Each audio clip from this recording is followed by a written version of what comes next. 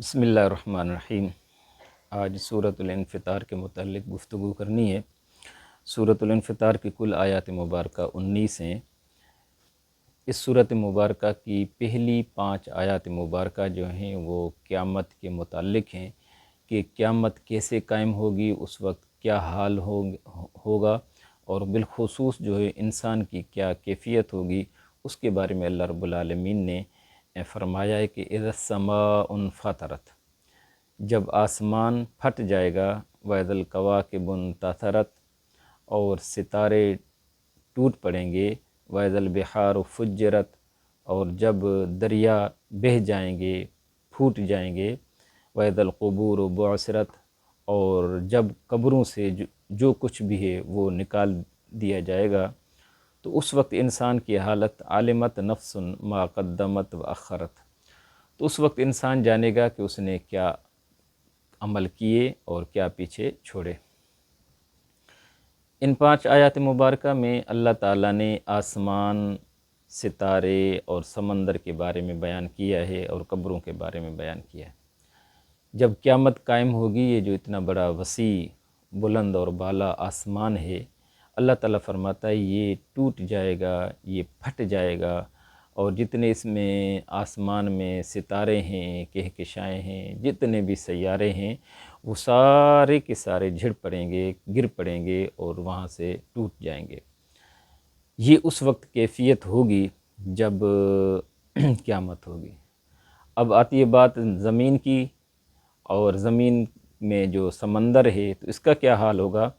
اللہ تعالیٰ اس کے بارے میں فرماتا ہے کہ جتنے بھی بحار ہیں یعنی سمندر ہیں، یہ سارے کے سارے پھٹ جائیں گے، یعنی خلط ملط ہو جائیں گے، سارے کے پانی جو ہے یہ آپس میں جتنے سمندر ہیں یہ پھٹ جائیں گے، اور زمین میں جو کچھ بھی ہے، یعنی چاہے اس میں انسان مدفون ہیں یا کوئی اور چیزیں ہیں، جتنے قبریں ہیں، جو کچھ بھی اندر ہے وہ ساری کے سارے ان کو باہر نکال دیا جائے گا۔ تو اس وقت جو ہے انسان کو جب قبروں سے نکالا جائے گا تو انسان اس وقت انسان کو یقین ہو جائے گا، یا انسان اس وقت اچھے طریقے سے اپنے کیے ہوئے کو دیکھے گا کہ اس نے کون کون سے اعمال اپنی زندگی میں کیے اور کون کون سے اعمال وہ نہیں کر سکا، اور کون کون سے اعمال جو ہیں اس کی وجہ سے اس کے بعد وہ جاری رہے، اچھے عمل یا برے عمل وہ جاری رہے، اس کو بھی انسان جو ہے دیکھے گا، جانے گا، معلوم کر لے گا۔ اللہ رب العالمین نے ان 5 آیات میں جو قیامت کے متعلق گفتگو فرمائی ہے، یہ ہمیں بتایا ہے، یہ اس لیے ہے کہ انسان جو ہے ہمیشہ یہاں پہ نہیں رہے گا،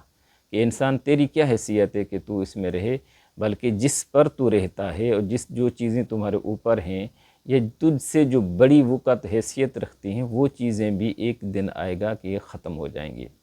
تو اللہ تعالیٰ نے پھر انسان سے خطاب فرمایا کہ یا ایھا الانسان ما غرک بربک الکریم الذی خلقک فسواک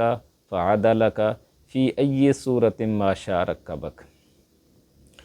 ان آیات میں اللہ رب العالمین جو ہے انسان سے فرماتا ہے کہ اے انسان، تجھے کس چیز نے اپنے کریم رب سے مغرور بنا دیا ہے،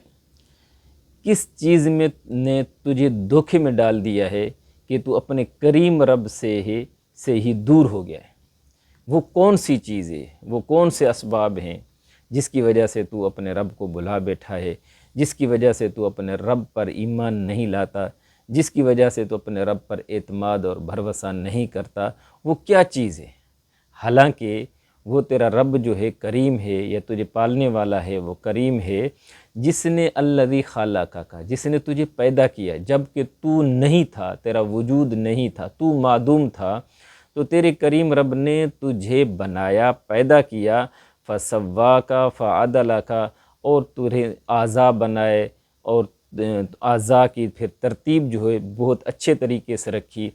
اس طرح انسان کے جو اعضاء ظاہری اور اندرونی،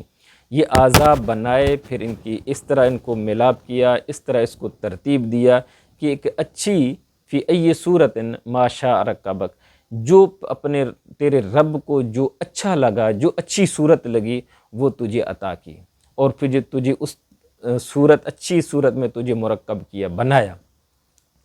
اس کریم رب نے تجھے بری صورت نہیں دی، اس کریم رب نے تجھے ایسی صورت دی جو اپنے حبیب علیہ الصلاۃ والسلام کو اس صورت میں اس جہان میں بھیجا۔ فرشتوں سے، جنوں سے، دیگر مخلوق سے اللہ تعالیٰ نے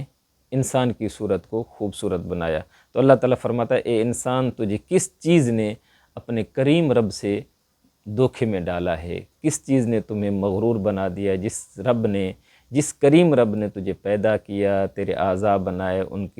ان کو ترتیب دیا، پھر خوبصورت تجھے صورت عطا کی۔ اگر وہ چاہتا تو تجھے اور جانوروں کی بھی صورت دے سکتا تھا، اور چیز صورت بھی تجھے دے سکتا تھا۔ اللہ تعالیٰ نے تجھے جانور کی صورت نہیں بنائی، بکری کی صورت میں تجھے پیدا نہیں کیا، اونٹ کی صورت میں، ہاتھی کی صورت میں، شیر کی صورت میں۔ جانور جتنے ہیں، پرندے ہیں، کیڑے مکوڑے ہیں، اور مخلوق پروردگار کی بہت زیادہ ہے، لیکن کریم رب نے تیرے لیے صورت ایسی بنائی جو کسی اور کی نہیں تھی۔ یعنی انسان ذات کو جو رب تعالیٰ نے صورت بنائی ہے، وہ جنوں کو صورت نہیں دی، جانوروں کو صورت نہیں دی، نہ ہی فرشتوں کو دی ہے۔ تو اللہ تعالیٰ فرماتا ہے کہ کس چیز نے تجھے اپنے کریم رب سے، جس نے تجھے اتنا بڑا خوبصورت بنایا ہے، اس سے تجھے مغرور بنا دیا ہے اور تجھے دھوکے میں ڈال دیا ہے۔ اس کے بعد اللہ رب العالمین 9 نمبر آیت میں فرماتا ہے، اب ڈائریکٹ اللہ تعالیٰ خطاب فرماتا ہے ہم سے، یعنی قرآن ہے، جو قرآن کو پڑھتا ہے اس سے اللہ تعالیٰ خطاب فرما رہا ہے اور اس کو احساس دلا رہا ہے۔ بالخصوص جو اللہ تعالیٰ کے خاص اس چیز پر ایمان نہیں لاتے، یعنی قیامت پر ایمان نہیں لاتے، اللہ تعالیٰ نے ان سے خطاب فرمایا کلا، ہرگز ایسا نہیں ہے، یعنی ایسا نہیں کرنا چاہیے تھا۔ کریم رب نے جب تمہیں پیدا کیا، اچھی صورت دی، تو اس پر ایمان لانا چاہیے تھا اور اس کی فرما برداری کرنی چاہیے تھی، اور ہر حال میں اس پر بھروسہ و توکل کرنا چاہیے تھا۔ لیکن تم لوگ کیا ہو؟ تو کذبون بالدین، تم دین کو جھٹلاتے ہو۔ دین سے مراد یہاں پر ہے قیامت کے دن، یعنی فیصلے کا دن جو ہے اس کا تم انکار کرتے ہو۔ یعنی سب لوگ جو ہیں تقریباً جو ہے وہ قیامت کے منکر ہیں۔ مسلمان کے لیے اس لیے کہا جا رہا ہے کہ مسلمان زبان سے تو کہہ دیتے ہیں کہ ہم مرنے کے بعد اٹھنا ہے، لیکن دل میں ان کو یقین نہیں ہے، اطمینان نہیں ہے۔ اگر ان کو یقین ہوتا کہ واقعتاً قیامت قائم ہوگی تو ضرور اس قیامت کے دن کے لیے، یعنی فیصلہ ہوگا، اس فیصلے کے دن کے لیے وہ تیاری کرتے۔ تیاری نہ کرنا اس بات کی دلیل ہے کہ انہیں اس چیز پر یقین نہیں ہے۔ تو اللہ تعالیٰ نے فرمایا کہ تم لوگ جو ہو دین کو جھٹلاتے ہو، یعنی فیصلے کے دن کو جھٹلاتے ہو۔ حالانکہ اللہ تعالیٰ فرماتا ہے جب قیامت کا دن ہوگا، فیصلے کا دن ہوگا، اس دن عدل و انصاف ہوگا۔ عدل و انصاف ایسے ہوگا کہ جو تم نے کام کیے ہیں، اگر وہ کام تمہارے اچھے ہیں تو ان کا تمہیں اچھا بدلہ دیا جائے گا، اور جو کام تم نے غلط کیے ہیں ان کی سزا ہوگی۔ اور یہ ہے کہ کوئی تمہارا کام جو ہے وہ ایسا نہیں ہے کہ وہ محفوظ نہ ہو، ایسا نہیں ہے، بلکہ اللہ تعالیٰ فرماتا ہے اس کے لیے تو میں نے ایک سسٹم قائم کر دیا ہے، کیا کہ میں نے فرشتے مقرر کر دیے ہیں، وَإِنَّ عَلَيْكُمْ لَحَافِظِينَ، تم پر یقینی طور پر تم پر حافظین یعنی نگہبان تم پر مقرر کر دیے گئے ہیں۔ وہ تمہارا خیال کرتے ہیں اور تمہیں دیکھتے ہیں، جو عمل تم کرتے ہو ان کو وہ لکھتے ہیں۔ کیوں کہ وہ کاتبین ہیں۔ اللہ تعالیٰ کے ہاں ان کی بڑی عزت ہے، اکرام ہے، وہ کرامن ہے، یعنی عزت والے فرشتے ہیں اپنے رب کے ہاں۔ اللہ رب العالمین کے ہاں ان کا بڑا درجہ ہے،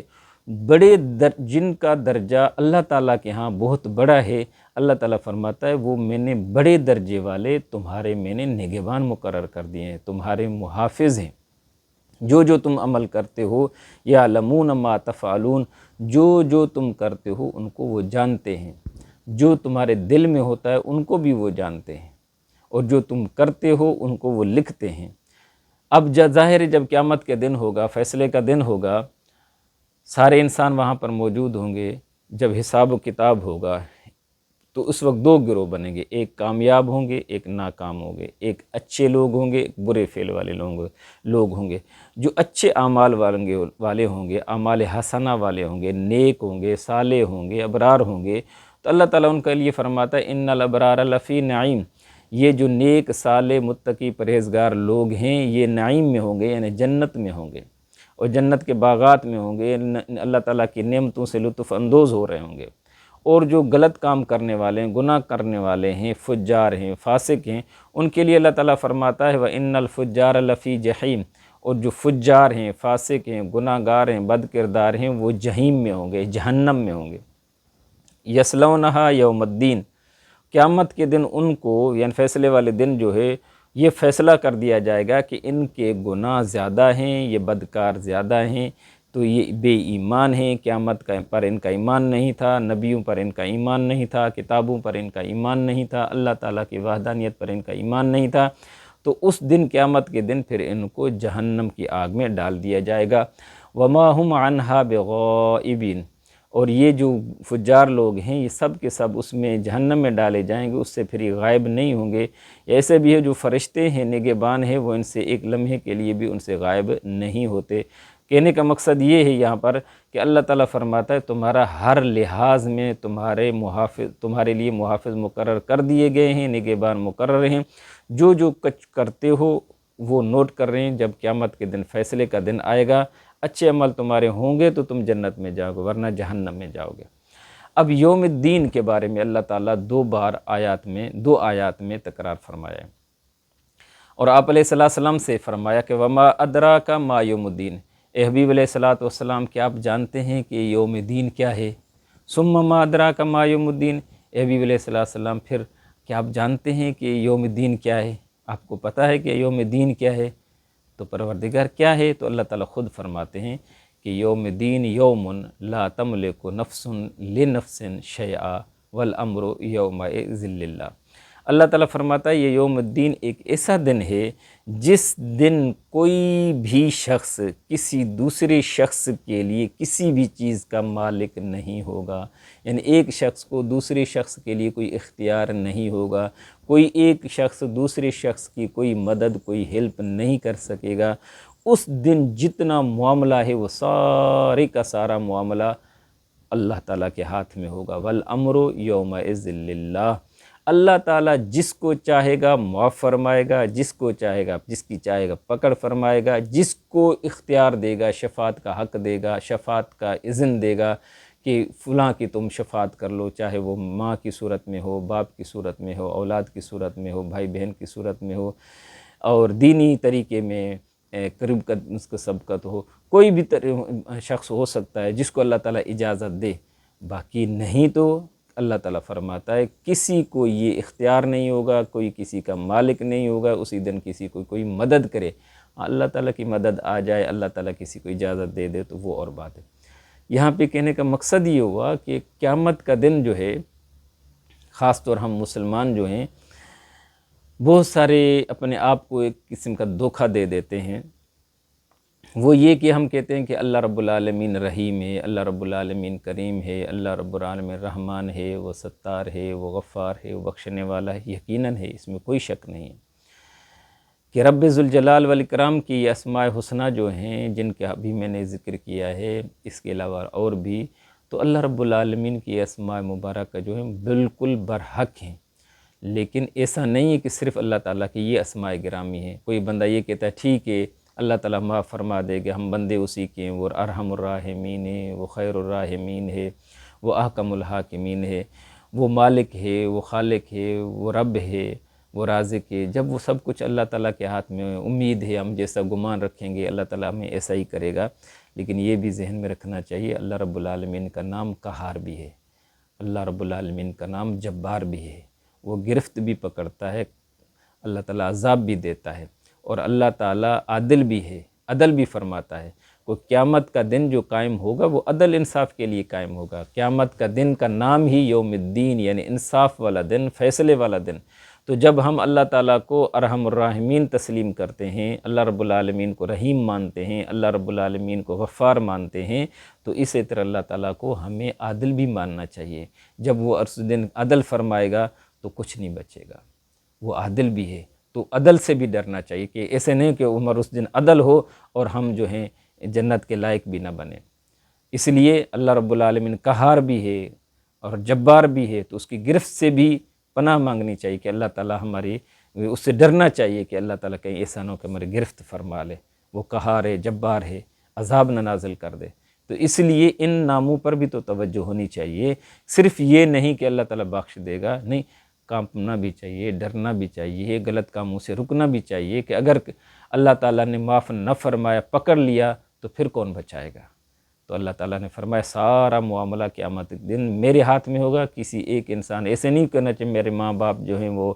بڑے متقی ہیں، پرہیزگار ہیں، اولاد ہے، نیک ہے، صالح ہے، یہ چیزیں ہیں، اور ہیں میرے استاد ہیں، میرے مرشد ہیں، فلاں ہیں، پیر ہیں، یہ چیزیں نہیں ہونی چاہیے۔ یہ چیزیں اگر ہوں گی تو اللہ تعالیٰ نے فرمایا کہ کوئی بندہ، ایک بندہ دوسرے بندے کا کوئی مددگار نہیں ہوگا، کوئی اس کو اختیار نہیں ہوگا۔ اب یہ بھی پتہ نہیں جس پر ہم شفاعت کا ایسے گمان بنا لیا ہے کہ اس کی خود کی بھی شفاعت ہوگی کہ نہیں ہوگی، کیونکہ اللہ تعالیٰ احکم الحاکمین ہے، وہ جبار بھی ہے، وہ ستار بھی ہے، وہ قہار بھی ہے، اور وہ احکم الحاکمین بھی ہے، وہ عادل بھی ہے، وہ عدل بھی فرمائے گا۔ تو اللہ تبارک و تعالیٰ کی